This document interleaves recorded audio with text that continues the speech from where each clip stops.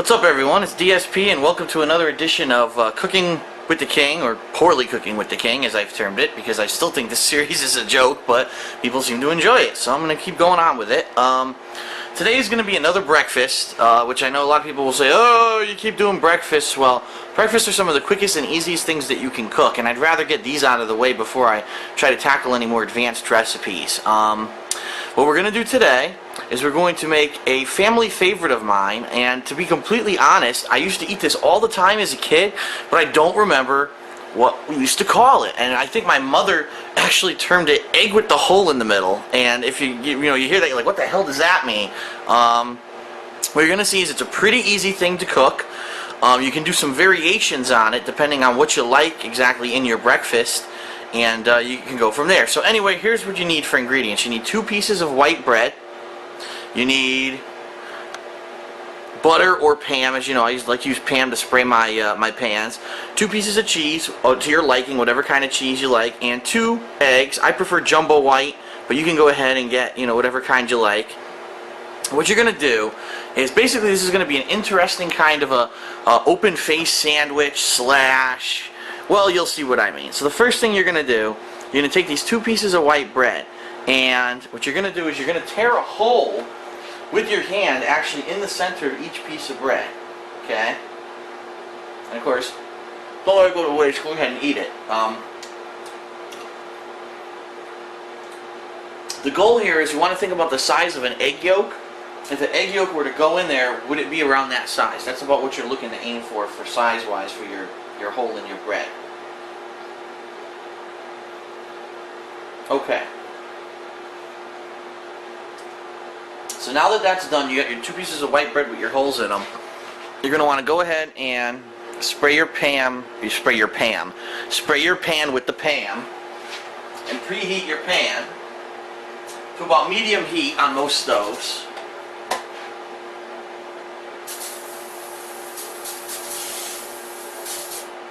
So that's done. Let me get that out of the way. Now we're going to wait for this to heat up a little bit, but just to let you know, additional ingredients in this dish, the very basic ingredients are the white bread, or any kind of bread. It does not have to be white bread, by the way. If you like wheat bread, whole wheat, multigrain, you can use whatever you like. The eggs and the cheese. That's pretty much 3 basic ingredients, but you can add other things to this dish. You can add a slice of tomato. You could add some pieces of green pepper if you like. You can add bacon, and actually that's what I've done. I've gone ahead and I cooked some bacon ahead of time that I'm going to add to this dish to make it more complete. So that pan should be heating up, and let me go confirm if it is warm. Oh, actually it's warm already. So we're going to go ahead, we're going to take our 2 pieces of bread, and we're going to slap them down onto our frying pan. Now what we're going to do next is we're going to take 2 eggs, we're going to crack the eggs open, and we're actually going to put the eggs into the open bread. So to kind of show you what I'm doing, let me actually zoom out here. Looks like the zoom on my camera is screwing up because I got a little bit closer. There we go, that looks a lot better. So what I'm going to do is grab 2 eggs, go ahead and give them a whack, and crack them. Try to crack them inside of the holes. The key here is to keep the egg in one piece, as you see right there. If you can avoid it, do not break the yolk. If you break the yolk, the dish could be ruined.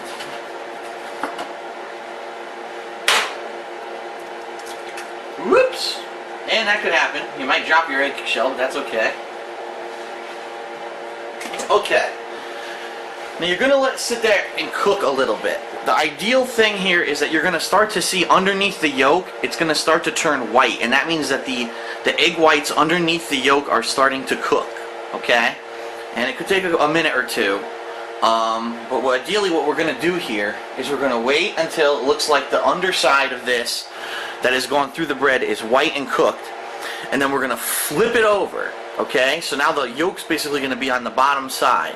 And you want to be careful when you do that, because if you flip it too fast or if you flip it too hard, you might accidentally break your egg yolk, and that's going to just make a runny mess. You're going to have egg yolk yellow all over the bottom of your piece of food here.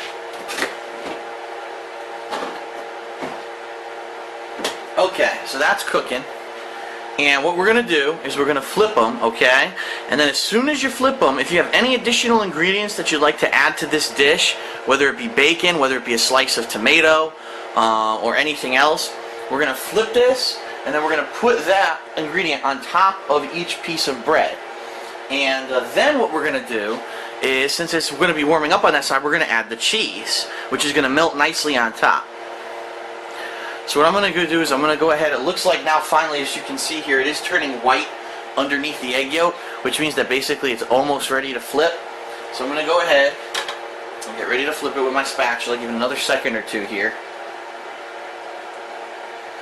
And you can cook this to your liking. Again, I'm the kind of person, I like a slightly runny egg yolk. I don't like it super runny where it makes a hideous mess, but I do like it at least like a liquid center. Other people don't like that. They like it more healthy, so you can overcook this a little bit if you want, and the egg yolk will be a solid yellow. It's completely up to you. So I'm going to go ahead to do is get the spatula completely underneath. You can tell if it's ready to flip because you'll be able to fit it completely underneath the bread, as you can see. And we're going to flip it. Oops. Go ahead, don't be afraid to touch your own food.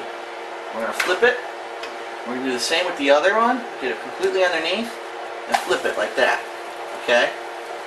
Now, your egg whites will begin to run a little bit because obviously if it's a jumbo egg, the egg whites are going to go over the edges. So now what am I going to do? I'm going to add my additional ingredients, which is going to be a piece of bacon per thing here.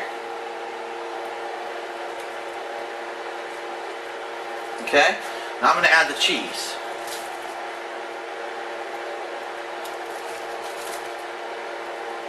This is almost, I guess you could call it like an open face bacon, egg, and cheese, even though really technically it's not a sandwich because you did bake the hole in the middle of it. It is a little bit different. So that's going to go ahead and cook and melt. And like I said, depending on how you like your eggs, you might cook it a little bit longer, you might cook it a little bit shorter, but ideally you want the cheese to start to melt on top, and that's how you can tell, you know, that it is almost done. You don't want a raw piece of cheese on top of your food here. It'll be a little bit longer. At this point I might even slightly intensify the heat, just to try to get the cheese to melt a little bit better. On this one it's actually melting nicely. On this one it looks like the bacon unfortunately was curved up a little bit, so the cheese is having a little bit of a hard time melting. But another excellent thing that I have had this with is like a slice or two of tomato on each one. It's great because it's just like having like a delicious bacon, egg, and cheese sandwich with a piece of tomato on it, which is always a good addition to something like that. Now you don't have to put any additional ingredients either. Traditionally I always used to eat this with nothing else. It was just a piece of cheese on top. So it would melt really quickly. It would be done fairly quickly. As you see, this cheese is now melting. This cheese is now starting to melt. So we're almost ready here.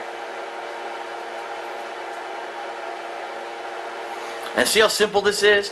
It was one flip. There's no complex cooking or anything like that. The only thing is, the catch is you need to prepare, if you want to add some more ingredients, you have to prepare them ahead of time, like the bacon or the tomato. You have to have that ready ahead of time. Alright, so my cheese is melting. It's just about ready to go. I'm going to get my plate. Get it ready here. Because again, like I said, I do like the yolk a little bit runny, so I'm going to take it off a little early. But if you like to have a more cooked yolk, you don't have to take it off as early as me. But here we go.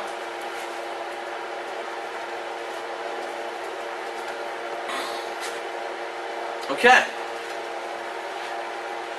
And what you have, even though I don't know what the real name of it is, because like I said, my family never really knew, I don't remember the name, is 2 pieces of what we like to call egg with the hole in the middle. And you can eat this several different ways. You can eat it like a piece of toast, you know, just grab it like this, pick it up and eat it. Or you can have a fork and a knife and cut it into pieces and eat it, and that's usually how I eat it. I do a fork and a knife. Now, other thing is, the bread, depending on how long you cooked it, right now it's just very, very slightly toasted. Some people like it completely toasted, and if that's the case, after you make the hole in your bread, you should probably toast your bread first in a toaster, and then toss it onto the grill. So there's several different variations that you can use to make this. Some other people that I know, they actually go all out and instead of just using regular bread, they actually make a piece of French toast first. Then they make this, so it's like a French toast egg in the hole in the middle, so it's like doubling up on the meal. It's a French toast plus something else. So there are definitely different variations on this dish, but this is the very basic way to do it. And as you saw, within 10 minutes we had it done. So pretty quick way to get a nice tasty breakfast. And healthy, depending on, if you want additional ingredients like bacon or not, or tomato, you can do very healthy variations on it. So also keep in mind you can season. I didn't season it all, but when this is cooking, you could put salt, pepper, and things like that on it.